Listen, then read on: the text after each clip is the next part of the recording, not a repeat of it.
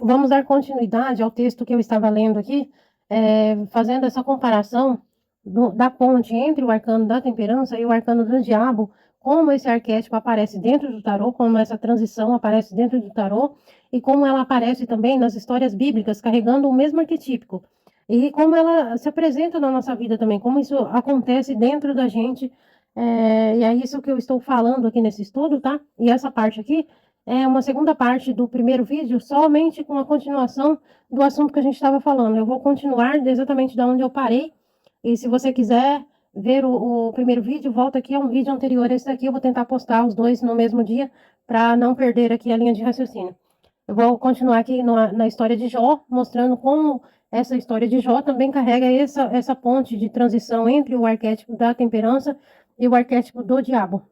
O que eu estava tentando passar aqui no primeiro vídeo é que essa transição a gente tem que olhar ela com um olhar simultâneo, coisas que acontecem simultaneamente no nosso processo de vida. Não é somente uma história cronológica de que o diabo só vem após a temperança, não.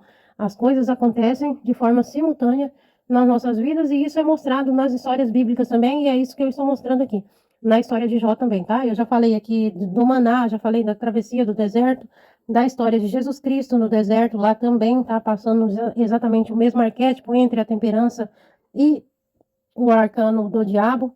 E aí a gente estava falando da história de Jó e acabou o tempo aqui do vídeo e eu vou fazer essa continuação. Jó também vive essa dinâmica. Jó tenta permanecer inteiro enquanto tudo ao redor desmorona. A temperança aparece como sustentação interior.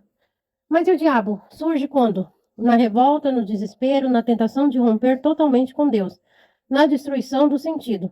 A travessia é simultânea, sustentação e confronto, e isso muda completamente a visão dos arcanos, porque a temperança deixa de ser uma carta calma e o diabo deixa de ser apenas maligno. A temperança passa a representar o processo contínuo de manter o alinhamento, e o diabo, as forças que constantemente tentam sequestrar esse alinhamento. Os dois fazem parte do mesmo movimento humano. É justamente por criar mais consciência, ela prepara o encontro inevitável com aquilo que resiste à integração. Por isso, o diabo não surge contra a temperança, ele surge depois dela. Antes da temperança, a pessoa muitas vezes vive no caos sem perceber. Depois da temperança, começa a existir um centro interno, um discernimento e circulação consciente das forças da vida. É exatamente aí que certas prisões ficam visíveis.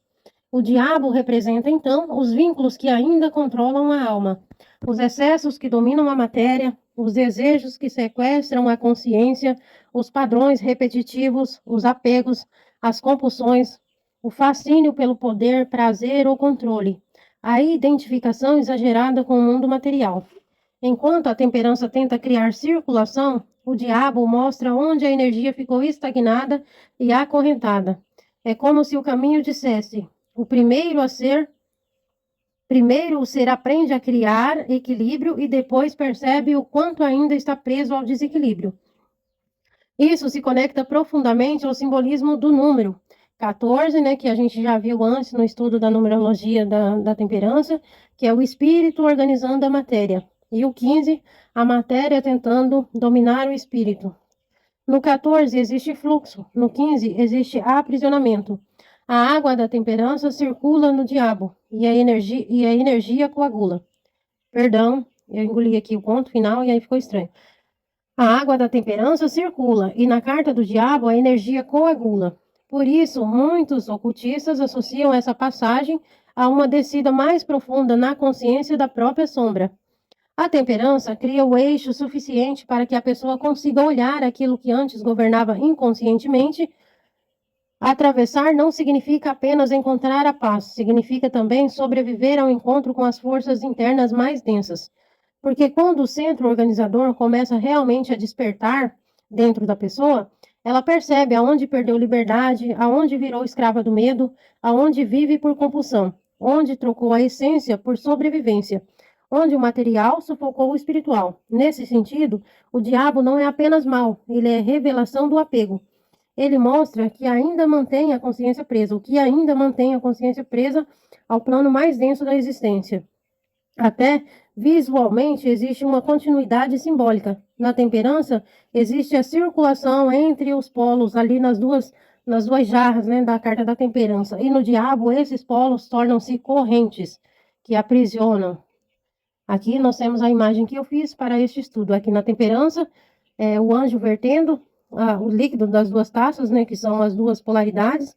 E no diabo a gente vê que essas polaridades, elas viram correntes que aprisionam. Então esse é o nosso estudo de hoje. Muito obrigada por ter assistido até aqui e até o nosso próximo vídeo falando mais sobre o arcano do diabo.